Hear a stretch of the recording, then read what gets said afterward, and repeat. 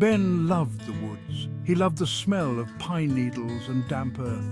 He loved the way the sunlight filtered through the leaves. Most of all, he loved the silence.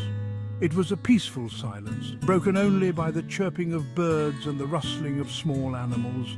Every weekend, Ben would set off into the woods behind his house. He knew every twist and turn, every fallen log, every babbling brook.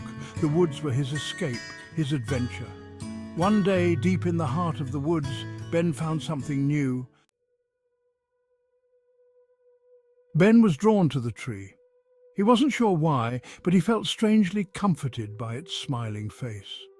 He started going out of his way to visit the tree, to sit at its base and read, or just to enjoy the peace and quiet. He gave the tree a name, the Smiling Tree. He told his parents about it, but they just chuckled and told him to be careful in the woods. They didn't understand. One day, Ben was sitting at the base of the Smiling Tree, lost in a book. The sun was warm on his face, and a gentle breeze rustled the leaves overhead. He felt safe and content. But then, a strange feeling washed over him, a prickling sensation on the back of his neck, like he was being watched. He looked up at the Smiling Tree, and for a moment he could have sworn the smile had widened. The air grew crisp. Leaves turned brilliant shades of red, orange and yellow. Fall had arrived in the woods, and with it an unsettling chill. Ben continued to visit the Smiling Tree, but the feeling of unease persisted.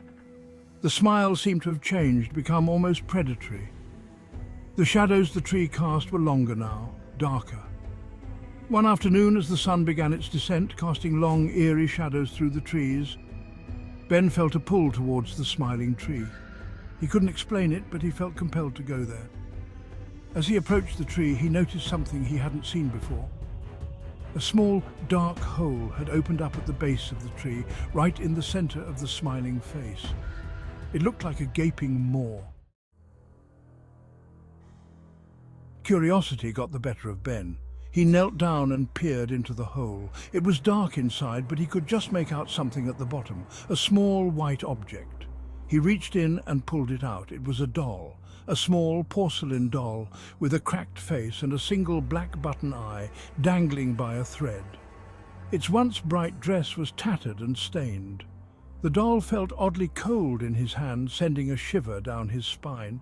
He quickly dropped it as if it had burned him.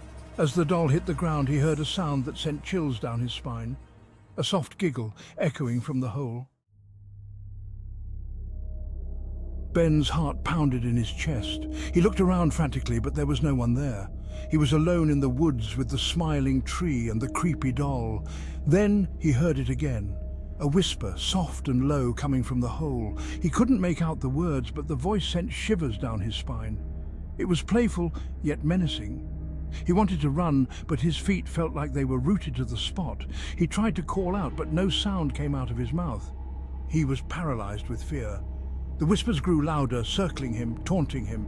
He looked up at the Smiling Tree, and for the first time he realized the truth. The smile wasn't comforting. It was sinister. It was hungry.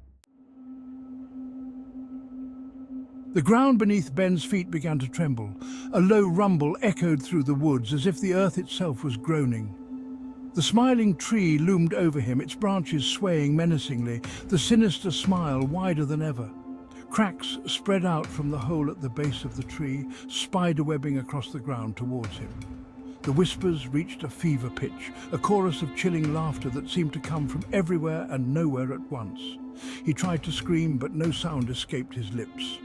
He tried to run, but his feet were stuck fast. The earth opened up beneath him, a yawning chasm of darkness. Ben fell, swallowed whole by the earth. The last thing he saw was the Smiling Tree, its branches reaching down towards him, the smile a grotesque mockery of comfort. The laughter echoed in his ears, following him down into the darkness. He was gone.